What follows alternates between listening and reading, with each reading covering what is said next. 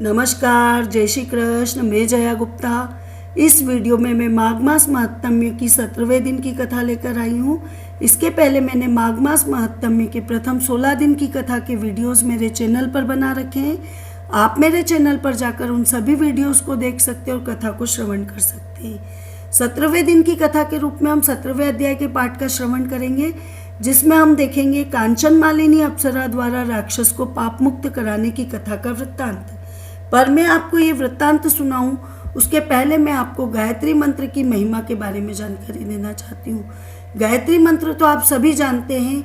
ओम भूर्भुवस्वः तत्सवितुर्वरेण्यं भर्गो देवस्य धीमहि धियो यो नः प्रचोदयात्। गायत्री मंत्र जो है ये बहुत ही सार्वभौमिक चेतना की प्राप्ति और सहज ज्ञान युक्त शक्तियों की जागृति के लिए यूज किया जाता है। ऐसा माना जाता है कि यदि गायत्री मंत्र का आप नियमित रूप से जप करते हैं तो आपकी प्राण शक्ति सक्रिय हो जाती है, साथ ही आपको अच्छा स्वास्थ्य प्राप्त होता है। आपका ज्ञान, मानसिक शक्ति और समृद्धि और आत्मज्ञान बढ़ता जाता है। जैसे जैसे आप गायत्री मंत्र के जप करते जाते हैं आपकी इन सभी शक्तियों में विस्तार होता जाता है। परम सत्य की ओर अग्रसर करके ईश्वर का परम बोध करवाता है गायत्री मंत्र आपको। गायत्री मंत्र में बाधाएं दूर करने की, रोगों से बचाने की और संकट से सुरक्षा प्रदान करने की शक्ति भी है। ऐसा माना जाता है कि गायत्री मंत्र के 24 प्रकार हैं जो अलग अलग कार्यों के सिद्धि के लिए जपे जाते हैं। मैंने अपने पिछले वीडियो में आपको रुद्र गायत्री मंत्र बताया था, जिसकी सहायता से हम दीर्घायु हो सकते हैं। जब हमारे ऊपर कोई मृत्यु तुल्य संकट आ जाए तो दीर्घायु होने के लिए, आयु बढ़ाने के लिए हम रुद्र गायत्री मंत्र का प्रयोग करते हैं, उनका जप करते हैं तो हमारी आयु बढ़ती है। आज मैं आपको विष्णु गायत्री मंत्र बता रही हूँ। विष्णु गायत्री मंत्र का प्रयोग मेधावी बनने के लिए किया जाता है। जब आप कोई पढ़ाई कर रहे हैं, कोई कॉम्पिटिटिव एग्जाम्स दे रहे हैं और आप जो पढ़ते हैं वो जल्दी से आपको याद हो जाए, आप जल्दी से उसे समझ जाए विस्तार पूर्वक, तो उसके लिए मेधावी बनना पड़ता है। और उस क्षमता को बढ़ाने के लिए आप इस मंत्र का जप कीजिए। ओम श्री विष्णवे च विद्महे वासुदेवाय धीमहि तन्नो विष्णु प्रचोदयात्। इसके अलावा मैं यहाँ पर आपको एक और मंत्र बता रही हूँ, नारायण गायत्री मंत्र, जो कि कार्य की सिद्धि के लिए यूज़ किया जाता है। यदि आप कोई कार्य करते हो और बार बार उस कार्य को में असफल हो जाते हैं, वो कार्य आपका सिद्ध नहीं हो पा रहा है, तो आप कार्य की सिद्धि के लिए इस मंत्र का जप कीजिए, आपका कार्य जरूर सिद्ध होगा। मंत्र देखिए, ओम नारायणाय विद्महे वासुदेवाय धीमहि तन्नो नारायण प्रचोदयात्। इस मंत्र का जाप करके आप कार्य को सिद्ध कर सकते हैं। आइए अब हम देखें माघ मास महात्म्य के 17वें दिन की कथा। 17वें दिन की कथा में हम देखेंगे कांचन मालिनी द्वारा राक्षस के उद्धार की कथा। इसके पहले 16वें अध्याय में हमने देखा कि कार्तवीर्य जी ने पूछा कि कांचन मालिनी और राक्षस कौन थे। कांचन मालिनी ने अपना पुण्य कैसे उस राक्षस को दिया और उस राक्षस की सद्गति कैसे हुई। तब दत्तात्रेय जी ने कहा, कांचन मालिनी नाम की एक बहुत ही रूपवती अप्सरा थी, जो कि एक बार प्रयागराज से स्नान करके कैलाश पर्वत पे जा रही थी। तो मार्ग में तलहटी के नीचे, पर्वत की तलहटी के नीचे एक वृद्ध राक्षस खड़ा था। उसके ऊपर कांचन मालिनी के वस्त्र के पानी की एक बूंद गिर जाती उसके मस्तक पर, जिससे उस राक्षस का क्रूर स्वभाव क्षण भर में शांत हो जाता है। तो वो उस सुंदरी की ओर देखता है और उससे पूछता है कि इस जल की महिमा क्या है और तुम कौन हो। सुंदरी के बारे में भी पूछता है। तब वह सुंदरी बताती कि मैं माघ मास में प्रयागराज में संगम में स्नान करके आ रही हूँगी और कैलाश पर्वत पे जा रही हूँ, और माघ स्नान के पुण्य प्रभाव से मैं सुमेधा गंधर्व की सुंदर पुत्री बनी हूँ। उसके पहले के जन्म में मैं कलिंग देश के राजा के यहाँ रूप लावण्य से भरपूर एक वेश्या थी, जिसके पास नाना प्रकार के वस्त्र, आभूषण और धन सब था। पर वृद्धावस्था आने पे मैंने ध्यान किया कि मैंने तप, हवन, व्रत कुछ भी नहीं किया है, न मोक्ष के लिए भगवान की आराधना की। तब एक दिन मैं बहुत बेचैन रहने लगी उस बात को ध्यान करके। तब एक दिन वैद्य निपुण राजा के पुरोहित से मैंने इस पाप के निस्तारण का उपाय पूछा। तो उन्होंने मेरे से कहा कि प्रयागराज में संगम में माघ मास में स्नान करने का उन्होंने मुझे उपाय बताया, जिससे मैंने स्नान किया माघ मास में प्रयागराज में जाके संगम में।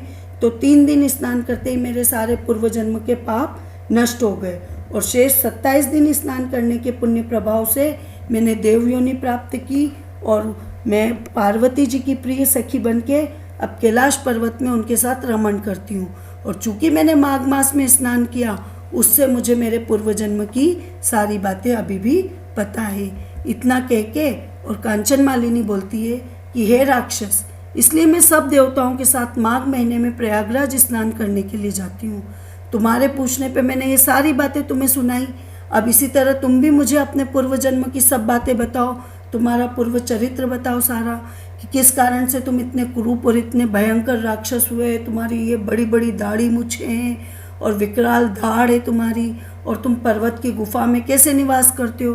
तो राक्षस बोलता हैगा कि इच्छित वस्तु देने वाली, अपनी गुप्त बात कहने वाली और पूछने वाली है सुलोचने, यही सज्जनों का काम है। मैं निसंदेह तुमसे सारी बात कहूँगा।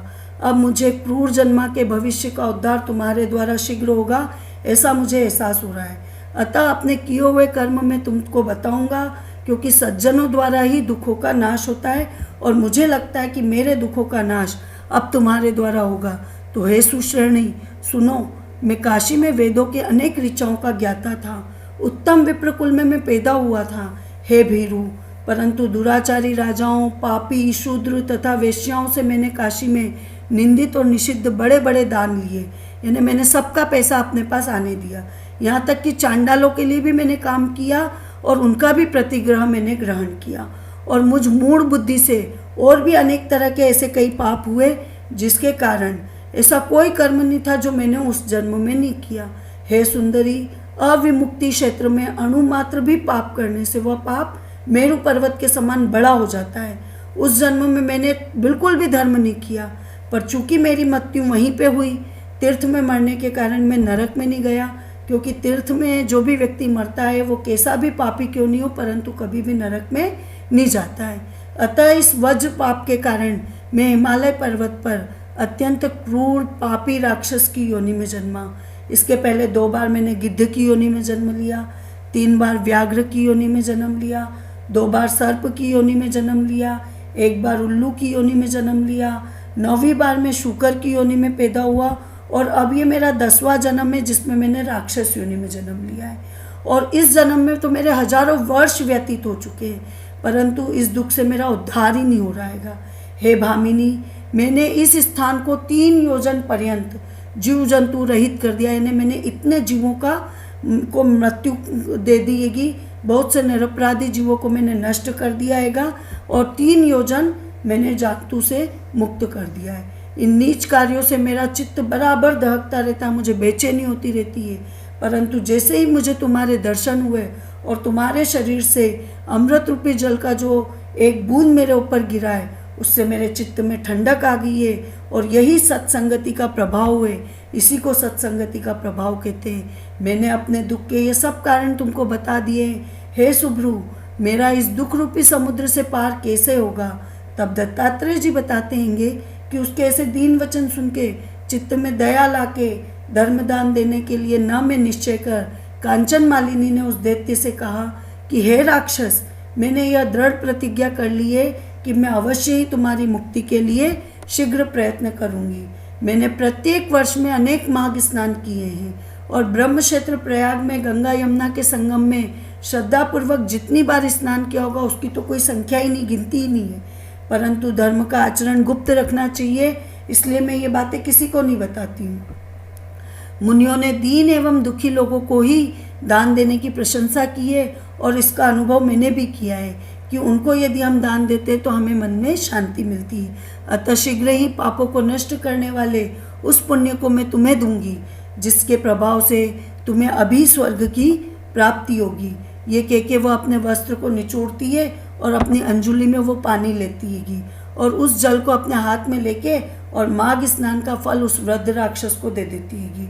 दत्तात्रेय जी कहते हैं कि हे राजन, माघ स्नान के विचित्र प्रभाव को अब तुम सुनो कि जैसे ही कांचन मालिनी ने उस राक्षस के ऊपर वो जल छोड़ा, उसी क्षण पुण्य प्रताप से उस राक्षस का शरीर छूट गया और तेजमय सूर्य के समान वो देव स्वरूप हो गया।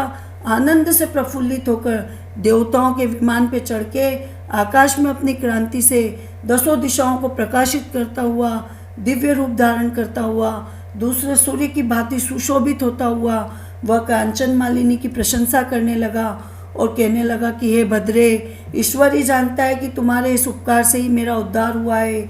अब मेरे ऊपर दया करके सब नीतियों से पूर्ण, सब धर्मों को करने वाली श्रेष्ठ शिक्षा, श्रेष्ठ ज्ञान मेरे को दो, जिससे मैं भविष्य में भी कोई पाप नहीं कर सकूं। ये सब सुन के तुम्हारी आज्ञा पाके मैं स्वर्ग लोक को चला जाऊंगा। इस तरह की अनुनय विनय वो करता है। दत्तात्रेय जी कहते कि हे राजन, उसके इस प्रकार के मधुर वचन कहने पे कांचन मालिनी बड़े प्रेम पूर्वक उसको धर्म उपदेश देती है। वो कहती है, दैत्य, सदैव हिंसा त्याग कर धर्म का पालन करो, साधु पुरुषों की सेवा करो, काम आदि शत्रुओं पर विजय प्राप्त करके दूसरों के गुण दोषों की चर्चा को छोड़कर और हमेशा सत्य बोलो। शिव और वासुदेव भगवान की पूजन करो। अस्थि, मांस और रुधिर से व्याप्त इस देह से गर्व को त्याग करके, पत्नी पुत्र आदि की सदैव ममता को त्याग करके संसार दिन रात क्षणभंगुर है ऐसा देखो। वैराग्य भाव से चित्त लगाकर योगी बनो और धर्म का मार्ग मैंने तुमको बताया है उस पर चलो। अब शील युक्त होकर राक्षस शरीर छोड़कर देव शरीर धारण करो और तेजस्वी होकर जल्दी ही स्वर्ग के सुख को भोगो। ये कह के और वो चुप हो जाती है। ऐसा धर्म उपदेश सुन के प्रसन्न चित्त मन से संतोष पूर्वक उस राक्षस ने कहा, हे कल्याणी, तुम नित्य प्रसन्न चित्त रहो, तुम्हारा सदैव कल्याण हो। तुमने मेरा कल्याण किया, इसलिए भगवान तुम पे कृपा करे। इस तरह के आशीर्वाद उसको देते हैं। जब तक सूर्य चंद्रमा स्थित रहे तब तक कैलाश पर्वत पर शिव जी के पास में ही तुम आनंद से विचरण करती रहो और उमा के चरणों में तुम्हारा अखंड प्रेम हमेशा बना रहे। हे माता, तुम सदैव धर्मनिष्ठ और तपोनिष्ठ बनी रहो। इस तरह के आशीर्वाद वो उनको देते हैं। दत्तात्रेय जी कहते हैं कि ऐसा कह के वह राक्षस उस कांचन मालिनी को नमस्कार करके अनेक गंधर्वों द्वारा स्तुति किया गया स्वर्ग से जो विमान आया था उसमें बैठ के स्वर्ग को चला जाता है। तब देव कन्याओं ने भी वहाँ आकर खुश होकर कांचन मालिनी के मस्तक पर पुष्पों से वर्षा की और आलिंगन करके उनको बोली, हे भद्रे, तुमने इस राक्षस का विचित्र उद्धार किया है। इस दुष्ट के डर से हम कभी भी वन में नहीं जा पाते थे, कोई भी वन में नहीं घुस पाता था। अब हम वहाँ पे वन में निडर होकर आनंद पूर्वक विचरेंगी और वहाँ क्रीड़ा करेंगी। दत्तात्रेय जी ने कहा कि हे राजन, वह परोपकारिणी कांचन मालिनी देवकन्याओं के मुख से ऐसे वचन सुन के खूब सुखी होती है और कृतार्थ हो जाती है। इस राक्षस की मुक्ति कर प्रेम पूर्वक देवकन्याओं के साथ क्रीड़ा करती हुई वह शिवलोक को चली जाती है। देवकन्याओं द्वारा कहे गए इस संवाद को जो कोई भी मनुष्य भक्तिपूर्वक सुनता है उसको राक्षसों से कोई बाधा नहीं होती है। उसकी धर्म और उसकी बुद्धि धर्ममय हो जाती है। इति श्री माघ मास महात्म्य सप्तदश अध्याय संपूर्ण। आपको मेरा ये वीडियो अच्छा लगा हो तो इसे लाइक और शेयर कीजिए। अभी तक यदि आपने मेरे चैनल को सब्सक्राइब नहीं किया है तो कृपया मेरे चैनल को सब्सक्राइब कीजिए, बेल आइकन को हिट कीजिए ताकि मेरे नए वीडियोस के नोटिफिकेशन आपको तुरंत प्राप्त हो। हिंदू धर्म, संस्कृति, तीज त्योहार, व्रत कथा, रीति रिवाज इत्यादि जानने के लिए मेरे साथ बने रहिए। जय श्री कृष्ण।